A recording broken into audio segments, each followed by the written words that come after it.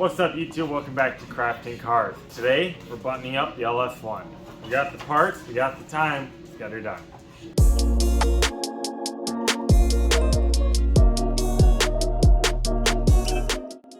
Here we are at the workbench with our new parts and some of our old ones. Now we aren't reusing any of these. These are OEM LS1 rocker arms, and one of the upgrades that we have here today is a set of new rocker arms. These ones are important and considered an upgrade because they are the retained pin design.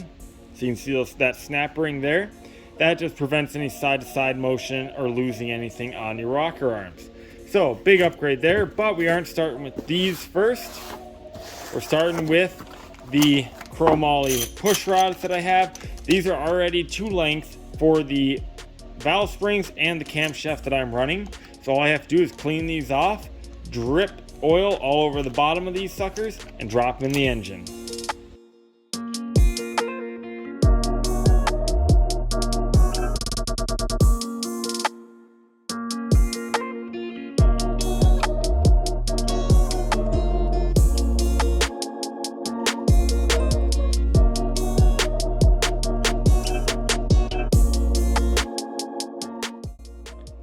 All of the push rods are in, oil on the bottom, and I gave them all a nice spin to make sure that they're all lubricated and pushed down all the way. Now you can grab your oiler. I'm just going to drizzle some oil over each and every single one of these and all over my valve springs.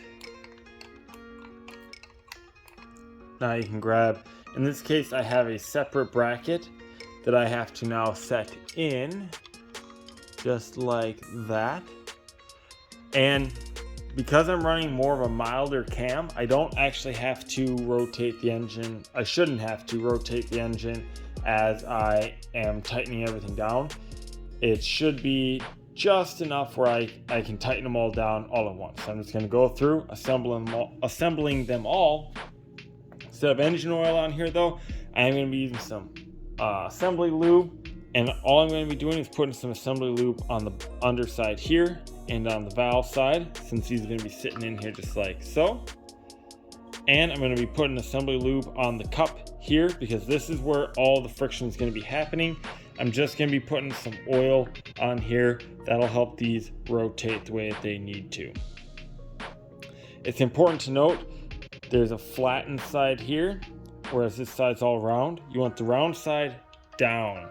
And then you want the top side where the bolt is going to be fastened down to.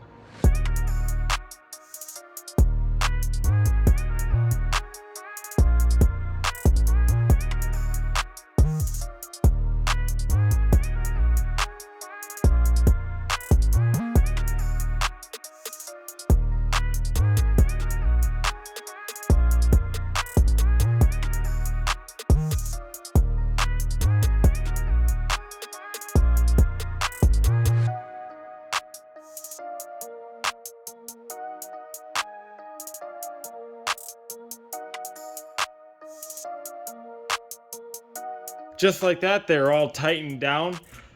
Because I'm running such a mild cam, I was able to put them all in at once. Some of them I did have to walk down.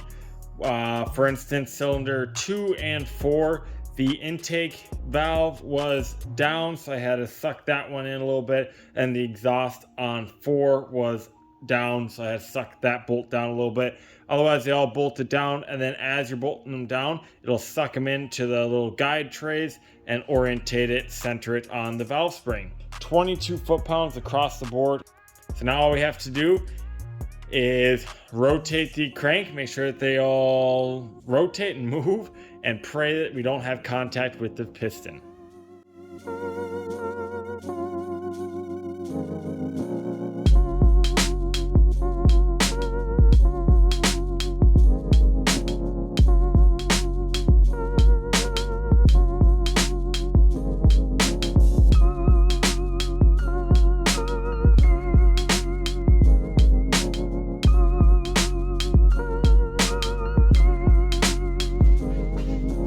Hot diggity dog, that looked good to me. Let's flip this baby over and knock the other side out.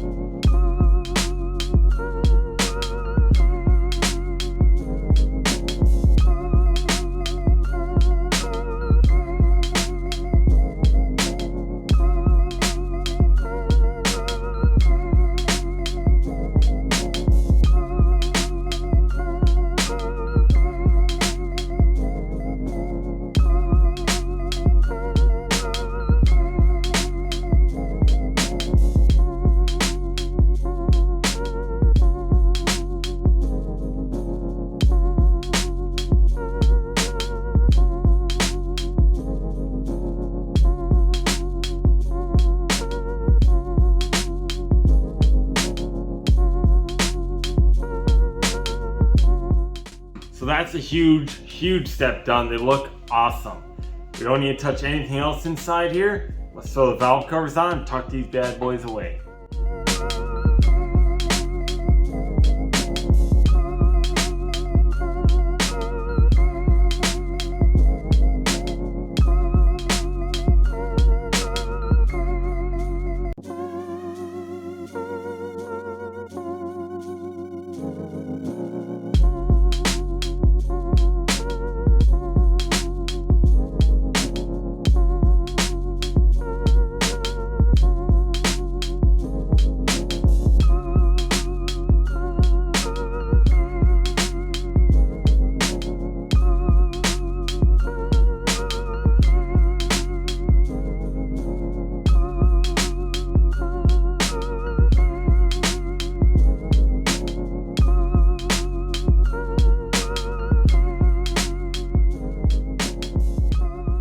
Holy smokes, that went so fast. I am so excited. It's finally all sealed up. I don't have to worry about it nearly as much. One thing to note is that it is definitely a good idea to tape off your intake manifold holes, and that's what I'm going to do because I did drop a bolt down there. Luckily, I was able to grab it, no problem. But another thing to note is that these white valve covers are not going to stay. Seeing it on the engine is just a little bit too much going on. I'm not sure what color I'm going to do, but white is definitely not going to be it. I already got them all filthy. They look like crap. So these are coming off. I'm going to put a new set on. And yeah, if you have any ideas for what color I should do or texture or something, feel free to leave it down in the comments below. I'd love to hear it. Other than that, everything's super simple. These are all 18 foot-pounds up here, 106 inch-pounds for the valve cover bolts, of course. New gasket underneath the valley cover and new seals. I did replace both of these seals, so that's good. And knock sensors can go in, but for now, this is a perfect stopping point. I'm almost ready to start repositioning the cars for the winter. I am going to be doing the engine bay on the RX-7. I'm going to be welding all the holes, grinding off all the unused bolts, and rerouting all the wiring, trying to do a nice clean engine bay in there. So stay tuned for that if you're interested in that sort of thing. Once again, if you liked what you saw, please leave a like. If you have any questions, comments, or concerns about what you saw, leave them down below and I'll get back to you. And if you want to see more about what you saw, subscribe. I'll see you guys on the next video. Bye-bye.